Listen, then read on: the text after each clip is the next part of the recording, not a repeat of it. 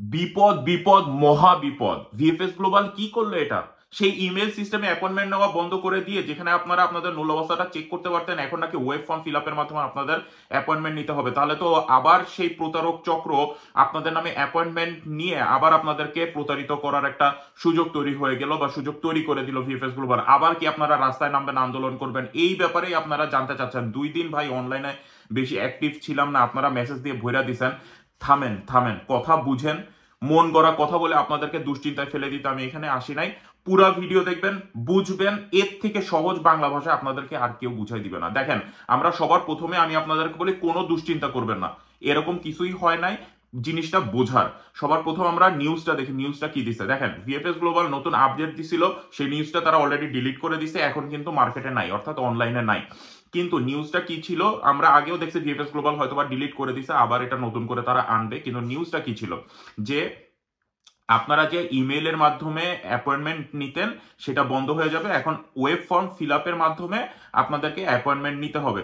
System ultimately সেমই থাকতেছে, আপনি ইমেল না পাঠায় ওয়েব ফর্মে আপনি একটা ফর্ম ফিল আপ করতেছেন, তারপরে আপনাদেরকে তারা দিবে, অ্যাপয়েন্টমেন্ট দিবে। এখন অ্যাপয়েন্টমেন্ট কিভাবে দিবে, আপনাদের মূল অবস্থাটা কি চেক করে দিবে না চেক করে দিবে না, এই কথা এইখানের একটা লাইনেই বোঝা যায়। এখন ইংলিশ থেকে বাংলায় ট্রান্সলেশন বা ইটালিয়ান থেকে বাংলায় ট্রান্সলেশন করলে অনেক অর্থ কিন্তু একটু হইলেও চেঞ্জ হয়ে যায়। এইখানে ইংলিশে যে কথাটা তারা এক্স্যাক্টলি যে জিনিসটা প্রকাশ করছে দেখেন, the the application process will be approve through to a standard process. এই জিনিসটা কেউই বুঝতেছে না। একটা স্ট্যান্ডার্ড অ্যাপ্রুভাল সিস্টেমের মাধ্যমে আপনাদের অ্যাপ্লিকেশনগুলো প্রসেস করা হবে, তারপরে আপনাদের জন্য অ্যাপয়েন্টমেন্ট অ্যালোকেট করা হবে। স্ট্যান্ডার্ড অ্যাপ্রুভাল প্রসেসটা কি? স্ট্যান্ডার্ড অ্যাপ্রুভাল প্রসেস তারা এখানে বলতোই না। কেন বলছে? যে আপনাদের এটা একটা ভেরিফিকেশনের মধ্যে দিয়ে যাবে। কিরকম ভেরিফিকেশন? যে আপনি যখনই আপনার পাসপোর্ট নাম্বার দিবেন, আপনার নাম দিবেন, আপনার প্রোটোকল নাম্বার দিবেন, এই সেম হুবহু এই জিনিসগুলাই কিন্তু ওয়েব ফর্মে আপনার ফিল আপ করতে হবে। তখন আপনি বুঝে যাবেন যে আপনার মূল অবস্থাটা অরিজিনাল কি অরিজিনাল না। অর্থাৎ ভিএফএস গ্লোবাল বুঝে যাবে আপনার এই সবকিছু ডাটাগুলা দেখা যে এটা অরিজিনাল না, তাহলে একে আর অ্যাপয়েন্টমেন্ট দিচ্ছে না। এটা কিন্তু আগের সিস্টেম না যে আপনি যে কারো নামে একটা অ্যাপয়েন্টমেন্ট কিনে নিতেন, বুক করে রাখতেন, তারপরে সেটা আপনারা বিক্রি করতেন 50,000, 70,000, 1 লাখ টাকায়। জিনিসটা তা না, আগের সিস্টেম না। আবার বুঝেন, আপনারা যখন আমি আমার পার্সোনাল বুঝি, আমার এখানে 200-250 মেসেজ আসে, আমি মেসেজের কেন রিপ্লাই দিতে পারি না? একটা রিপ্লাই দিলে ওইটা চলে যায় একেবারে নিচে, তার মধ্যে আরো 10টা মেসেজ চলে আসে। ইমেলে রিপ্লাই দিতে পারি না কেন? গড়ে কম করে হলো প্রায় 40 থেকে 50টা ইমেইল আসে। ভাই, আমাদেরও তো একটা সময় আছে, এই জায়গায় তো আর সমাজ সেবা করতে তো বসি নাই। ইনফরমেশন শেয়ার করি, কাউকে হেল্প করি, সামনে যখন আসে। কিন্তু আমার তো একটা পার্সোনাল জব আছে, তাই না? আমি সারাদিন কাজ করি, এইখানে বিদেশে থাকা খাওয়া পড়া তো এত এত ইজি না। এখন ভিএফএস গ্লোবালের সিস্টেমটা কি চিন্তা করেন, এখানে ইমেইল আপনারা করতেছেন, শত শত ইমেইল তাদের ওইখানে যাচ্ছে, একটা আগে যাচ্ছে একটা পরে যাচ্ছে, তারা এই ডাটাগুলো সুন্দরভাবে সাজায় রাখতে পারতেছে না। এখন দেখেন, আমি এই লাইনে পড়াশোনা করে আসা পাবলিক, আমি ধরেন আপনার এই আইটি সেক্টরটা মোটামুটি আলহামদুলিল্লাহ ভালো জানি। এখন জিনিসটা হলো কি, আপনি যখনই ইমেল পাঠাচ্ছেন আপনার ডাটাগুলো কিন্তু তারা সংগ্রহ করতে পারতেছে না, বা এর ব্যাক হ্যান্ডে একটা মানুষের কাজ করা লাগতেছে। জিনিসটাকে কিভাবে অটোমেটেড করা যায়, মানে অটোমেটিক্যালি আপনার ডাটাগুলো এক জায়গায় সেভ হয়ে যাবে এবং তারা একসাথে দেখতে পারবে। তাদের কাজের সুবিধার্থে তারা এই ওয়েব ফর্ম সিস্টেমটা চালু করতেছে। আমার কথা বুঝেন, তারা তাদের কাজের সুবিধার্থে যেখানে আপনি ওয়েব ফর্ম যখনই আপনি ফিল আপ করবেন, আপনার ডাটাগুলো দিবেন, অটোমেটিক্যালি তাদের ডাটা শিটে আপনার সব ডাটাগুলো লিপিবদ্ধ হয়ে যাবে।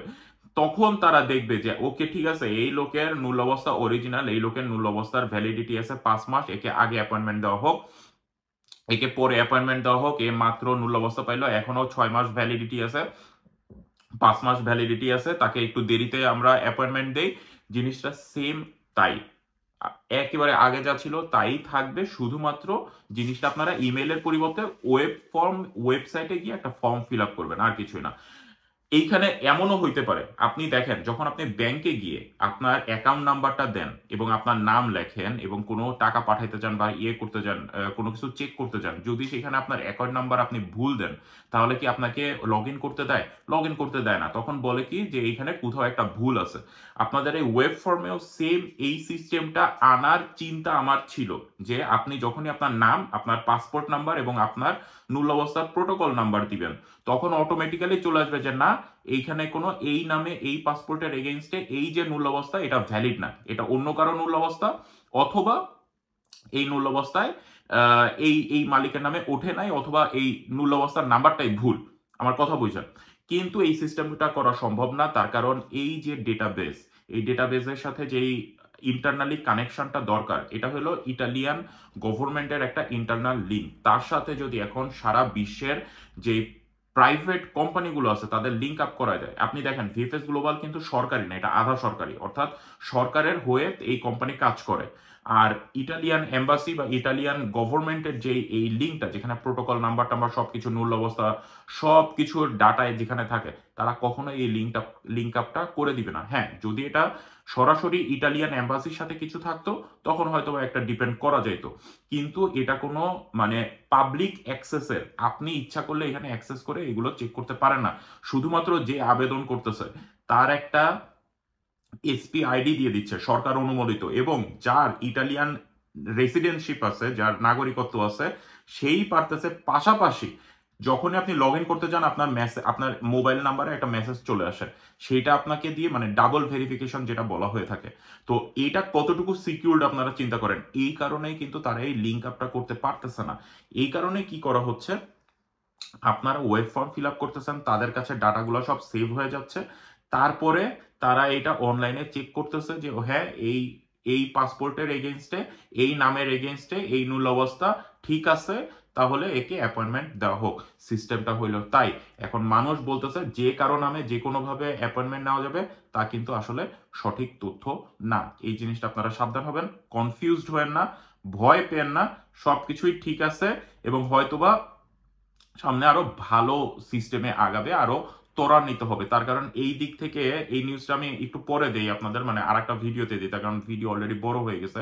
আপনাদের যে পাসপোর্ট গুলা জমা আছে এগুলার প্রসেস আরো দ্রুত হবে, আরো দ্রুত হবে, তার কারণ বহুত প্রেশার যাইতেছে এই দিক থেকে, মানে ইটালি থেকে। হয়তোবা এমনও হইতে পারে যে প্রেশারটা এরকম যে বাংলাদেশ, পাকিস্তান, শ্রীলঙ্কা, কঙ্গো, এরকম যে দেশ আছে যেখান থেকে প্রচুর আবেদন পড়ে কিন্তু লোক আসতে পারতেছে না, মূল্যাবস্থা উঠতেছে ঠিকই কিন্তু ভিসা হচ্ছে না। এই কারণে কিন্তু বিশাল বড় একটা প্রেশার গেছে আপনার ভিএফএস গ্লোবাল এবং ইটালিয়ান এম্বাসি বাংলাদেশের উপরে। এই জিনিসটা তাদের বুঝতে হবে। তারা যদি এই প্রসেসটা ত্বরান্বিত না করে, তাড়াতাড়ি না করে, এমনও হইতে পারে যে আপনাদের নূল অবস্থাগুলো কিন্তু খুবই কমে যাবে। বাংলাদেশিদের জন্য, পাকিস্তানিদের জন্য নূল অবস্থাটা ওঠা খুবই কমে যাবে, এবং দিন দিন যেটা হবে যে নির্দিষ্ট কিছু দেশ দিয়ে দিবে যেখান থেকেই তারা লোক নিবে। যেরকমটা ইন্ডিয়া চলে আসছে, প্রায় আপনার 10,000 লোক নিচ্ছে, টিউনিশিয়া চলে আসছে 4,000 লোক নিচ্ছে, এইভাবে যদি আরো 10টা দেশ তার এইভাবে ভাগ করে দেয় 6,000, 10,000, 5,000 করে, তখন দেখা যাবে যে বাংলাদেশের অবস্থান আরো আরো নিচে চলে যাবে। তো আমরা এই জিনিসগুলো চাই না। আপনারা জাস্ট শান্তি মতো বসেন, শান্ত হয়ে বসেন। এরকম কোনো নিউজ আসলে যা আসছে সেটা আবার ডিলিট করে দিছে, আবার হয়তো আসবে, কিন্তু আমি আপনাদেরকে সুন্দরভাবে এটা বর্ণনা করলাম যে আসলে কি হইতে যাচ্ছে, কি হবে, কিরকম হবে। আপনারা কনফিউজ হয় না, ভয় পেন। ভালো থাকবেন সবাই, দোয়া করবেন আমার জন্য। আল্লাহ হাফেজ, আসসালামু আলাইকুম।